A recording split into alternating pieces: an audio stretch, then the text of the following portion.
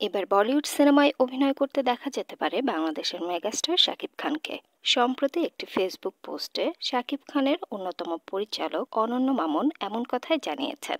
শাকিব খানের বৃহস্পতি এখন তুঙ্গে, একের পর এক দিয়েই চলেছেন ব্লকবাস্টার এবং ইন্ডাস্ট্রি হিট সিনেমা। এই ধারাবাহিকতা শুরু হয় গত বছরে হিমেল আশরাফ পরিচালিত প্রিয়তমা সিনেমার মাধ্যমে। এরপর একে একে আসে দরদ, রাজকুমার এবং তুফান সিনেমার ঘোষণা। রাজকুমার মুক্তি পায় এই বছরের রমজানের ঈদে এবং কোরবানি ঈদে মুক্তি পায় তুফান। তুফান তো বাংলাদেশি মানুষদের মাঝে তুফান তুলে দিয়েছে পুরো পৃথিবী জুড়েই। গত বছর ইন্ডাস্ট্রি হিট প্রিয়তমার পর তুফানও যে আরেকটি ইন্ডাস্ট্রি হিট হতে যাচ্ছে সেই ব্যাপারে কোনো সন্দেহ নাই। এত সাফল্যের পর নতুন খবর হচ্ছে এবার বলিউড সিনেমায় দেখা যেতে পারে শাকিব খানকে। দরদ সিনেমাটা এখনো মুক্তি না পেলেও দরদ সিনেমায় কাজ করার সময়ই তার অভিনয় দক্ষতা এবং ব্যবহারে মুগ্ধ হয়েছিলেন দরদের পুরো টিম। সেই ধারাবাহিকতায় অনন্য মামুনের পরবর্তী বেশিরভাগ প্রজেক্টে দেখা যেতে পারে শাকিব খানকে। অনন্য মামুন তার ফেসবুক পোস্টে লেখেন, তার প্রথম বলিউড সিনেমার হিরো হতে চলেছেন শাকিব খান। এখন দেখার বিষয় বাংলাদেশে এই মেগাস্টারের বলিউড যাত্রা কবে শুরু হয়।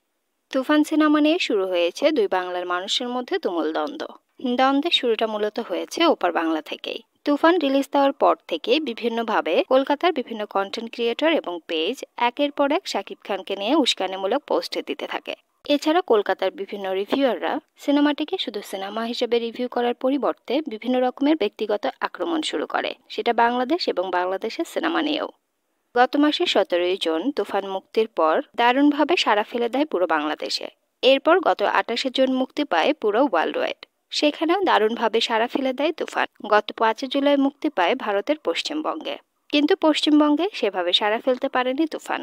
এরপর থেকে নানাভাবে আক্রমণ এবং পাল্টা আক্রমণ চলছে বাংলাদেশি এবং কলকাতার কন্টেন্ট ক্রিয়েটরদের মাঝে। এরই মাঝে নতুনভাবে আগুনে ঘি ঢেলেছে রাফি এবং দেবদন্দ। সম্প্রতি পুরো ফেসবুক জুড়ে একটি বক্তব্য ভাইরাল হয়। রাহান রাফিকে দেব এবং জিৎ তার পরবর্তী সিনেমা পরিচালনার জন্য অফার করেছিলেন, কিন্তু রাফি সেটা না করে দেন। এই পর্যন্ত ব্যাপারটা ততটাও গড়ায়নি।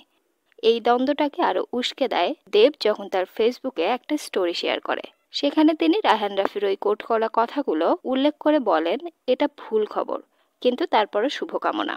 এরপরেই উত্তাল হয়ে পড়ে দুই বাংলার সোশ্যাল মিডিয়া। ওপার বাংলা থেকে নানাভাবে ট্রলিং এর শিকার হতে থাকে বাংলাদেশি সিনেমা, বাংলাদেশ এবং শাকিব খান।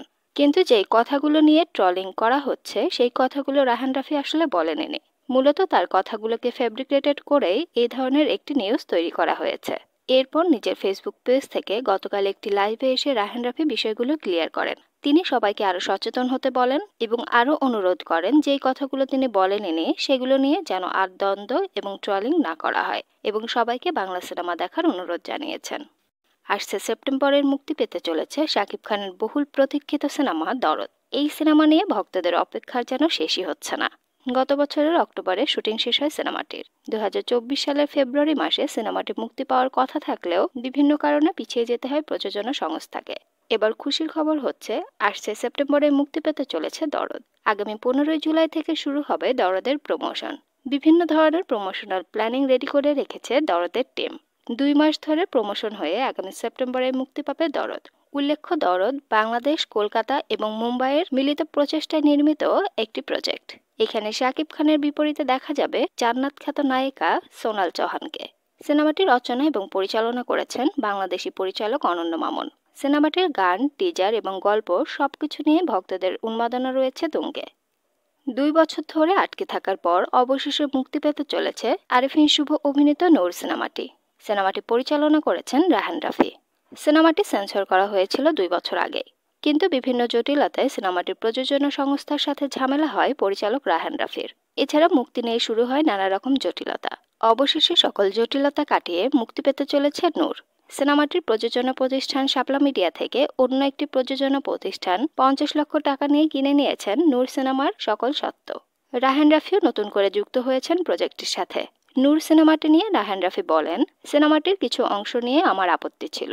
সিনেমাটি নিয়ে আমি সন্তুষ্ট হতে পারছিলাম না। অবশেষে তিনি কিছু অংশে নতুন করে শুটিং করেন এবং বেশ কিছু কারেকশন করেন এবং বেশ কিছু কাজ এখনো বাকি আছে। এরপর তিনি একটি ইন্টারভিউতে জানান, নূর সিনেমা নিয়ে এখন আমি সন্তুষ্ট। আগে সন্তুষ্ট ছিলাম না, তাই রিলিজ দেয়নি। এখন যেহেতু সন্তুষ্ট, রিলিজ দিতে আমার কোনো অসুবিধা নেই। নূর সিনেমাটিতে আরিফিন শুভর পাশাপাশি অভিনয় করেছেন মিস ওয়ার্ল্ড বাংলাদেশ খ্যাত ঐশী। সবকিছু ঠিকঠাক থাকলে খুব শীঘ্রই বাংলাদেশের প্রেক্ষাগৃহে দেখা যাবে রায়হান রাফি পরিচালিত নূর সিনেমাটিও।